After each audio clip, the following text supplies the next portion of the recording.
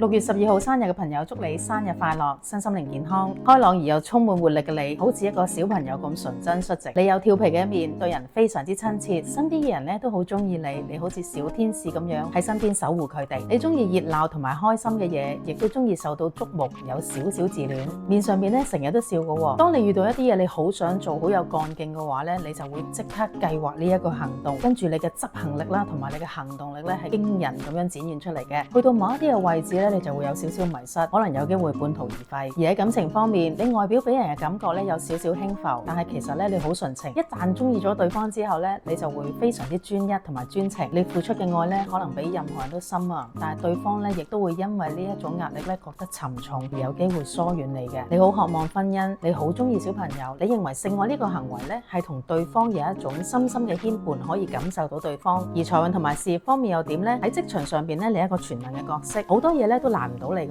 你係職場上邊嘅開心果，你做事好利落啦，所以人緣係非常之好嘅。一啲速戰速決嘅工作咧會比較啱你。而財運方面咧，你亦都好好嘅，亦都會有偏財運，喺投資啊、股票啊或者賭博方面咧會博取財富。而你嘅生命課題係啲咩咧？好多時你決定咗一樣嘢之後咧，就會一頭熱咁樣向前衝啊！成件事咧有機會虎頭蛇尾，欠缺周詳嘅計劃。決定咗一件事之前咧，睇下之後點樣發展，同埋有乜嘢嘅結果咧，亦都好重要㗎。